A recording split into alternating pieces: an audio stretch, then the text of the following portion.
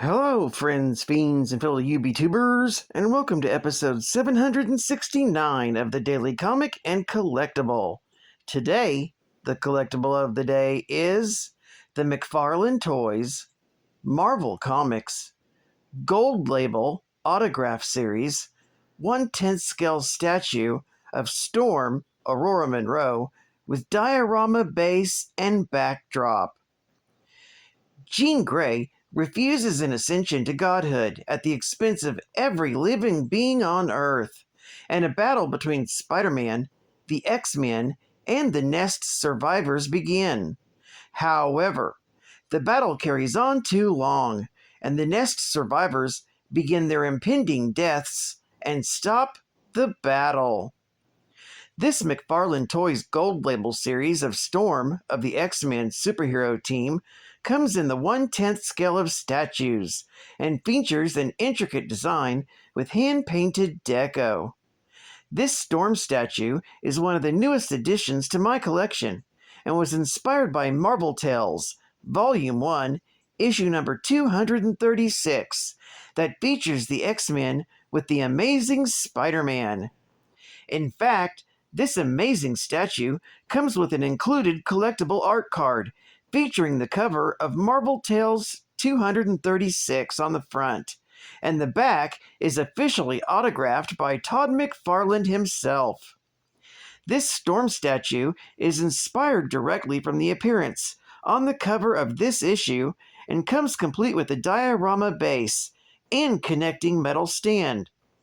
Also included is a 3D effect backdrop, completing the look and making this a must-have for your Marvel collection. This 1/10 scale statue comes in a collector's-friendly window display box that contains environmental base and backdrop scene, including the autographed card. This statue was released this year in 2025 by McFarlane Toys. Now, the comic of the day is Marvel Tales, Volume 2, issue number 236, with a cover date of April 1990. However, this is a reprint of Marvel Team-Up Annual, Volume 1, issue number 1, with the cover date of December 1976, with story by Bill Mantlo, art by Sal Buscema, and cover by Dave Cockrum.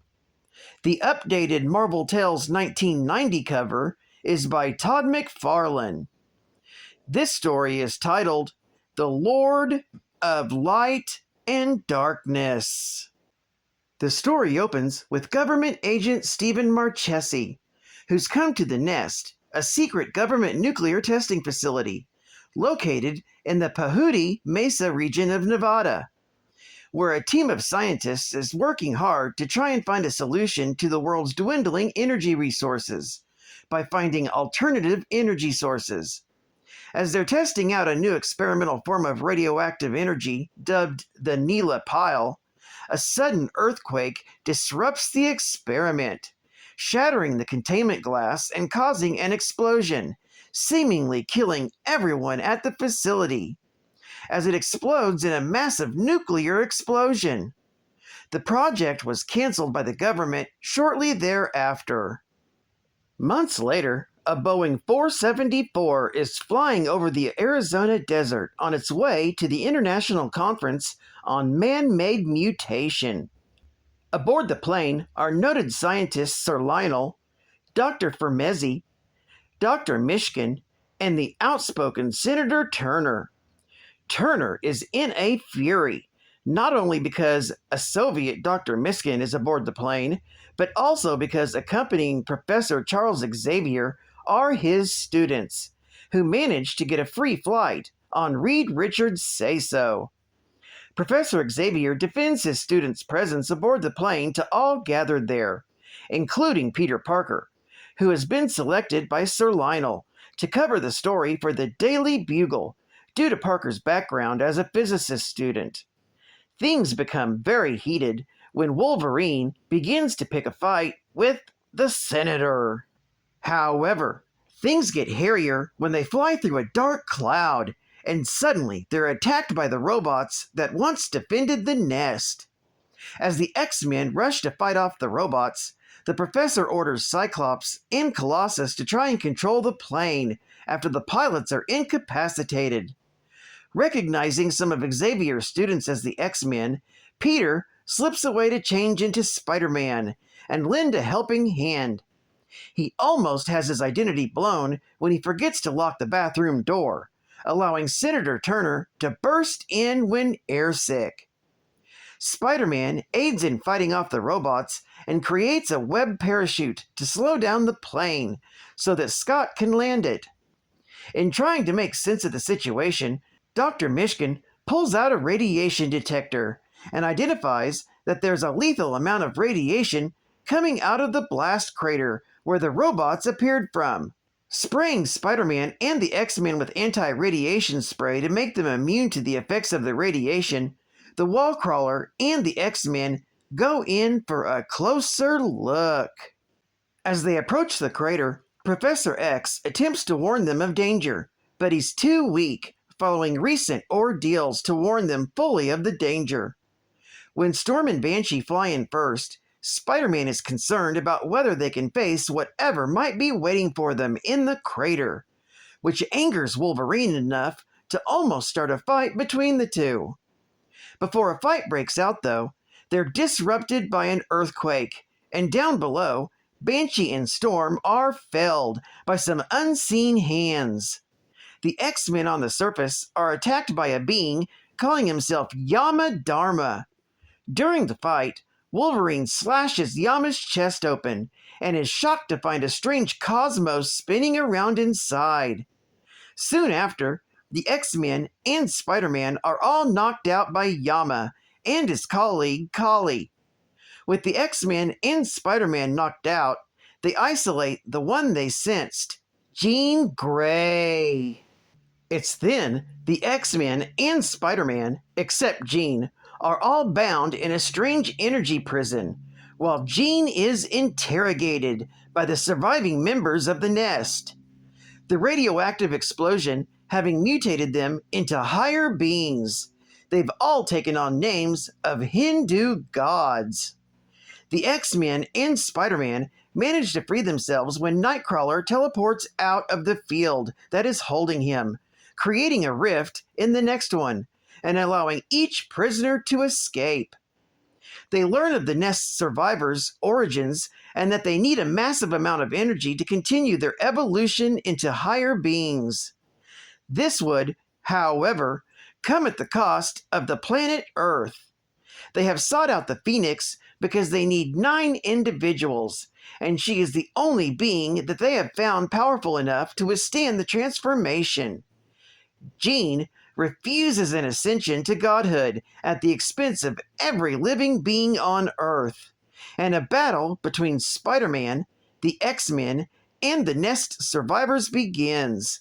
However, the battle carries on too long, and the Nest survivors begin their impending deaths and stop the battle. Spider-Man then comes up with a solution that ultimately saves them by suggesting that they send the Nest survivors into space, where they would have unrestricted access to the energies they need without affecting the Earth. The X-Men, Spider-Man, and the Nest survivors link hands, and the Nest survivors and X-Men combine their powers to create a living dynamo that transmits the Nest survivors into space through Cyclops' optic blast.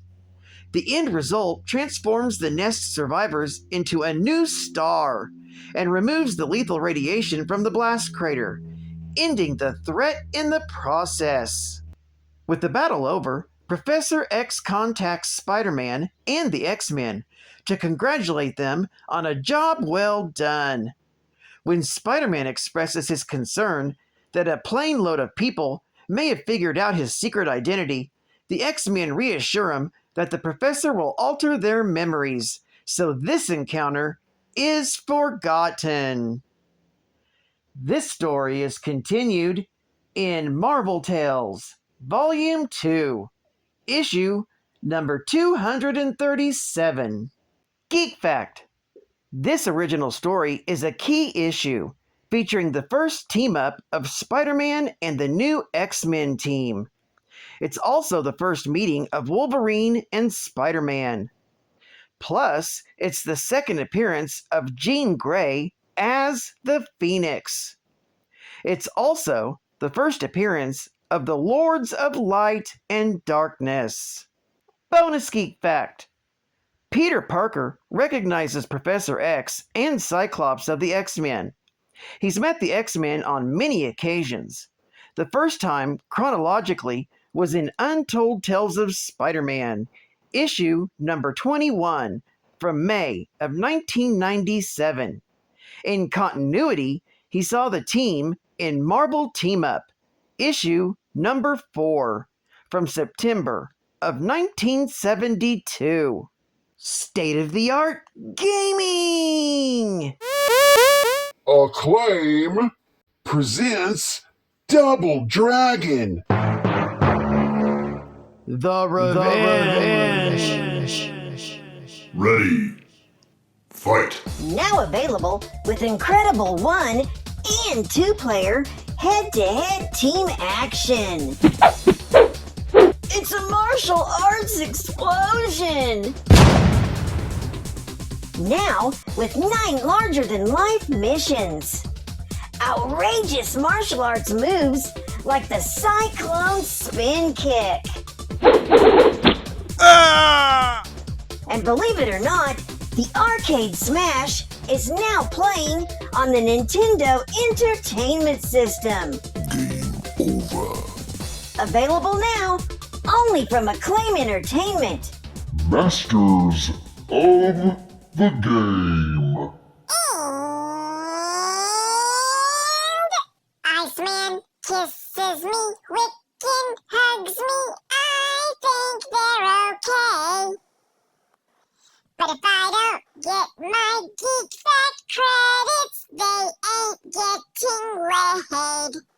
'Cause we are living in a comic book world, and I am a Geek Fact girl. You know that we are living in a comic book world, and I am a Geek Fact girl. Brought to you by Cat Band Comics Man. Aurora Monroe is a powerful mutant with the power to control the weather. Having been orphaned after a plane crashed on and destroyed her home, the young Aurora became a sneak thief on the streets of Cairo, under the tutelage of Ahmed El-Gabar. As a teenager, she traveled through Africa, eventually reaching the Serengeti Plains before she settled in the Uzuri tribe in Kenya, where she was venerated by the locals as a goddess for using her abilities to ease the droughts in the arid desert. Eventually approached by Professor Xavier, Aurora adopted the name Storm to join his X-Men, a mutant group aimed at implementing peace between humans and mutants. Storm's fear of small spaces stemmed from a particularly traumatic time in her life, when her parents lived in Egypt. As a small child, her home in Cairo was caught in the crossfire of the Suez War, and an Allied plane crashed into her home. Trapped in her rubble, Aurora was forced to stare at her mother's lifeless body in terror. Eventually, she fell unconscious and was freed from the rubble, sending her on a new path. She would eventually become a child pickpocket that traveled to Africa, where she eventually manifested her powers, though it could be inferred that the trauma of her childhood awakened these powers long before. Being such a powerful mutant, Storm has always seemed above the problems of mortals, but her claustrophobia grounded her in a way that made it so that even people seen as gods weren't above human weakness. Aurora may have immense power, but her phobia has always kept her from becoming twisted by her strength. It also represented her awakening as Storm, and how she used a dark part of her life to become stronger. Ultimately, Storm's phobia made her more relatable and served as a lesson that even a great trauma could be turned into a way to strengthen oneself. Well, I'd like to thank you for joining me for another Daily Comic and Collectible, and I hope to see you again Friday. This is Cat Fan Comics Man, and I'll catch you on the flip, my little Thunder Kitties. Over and out.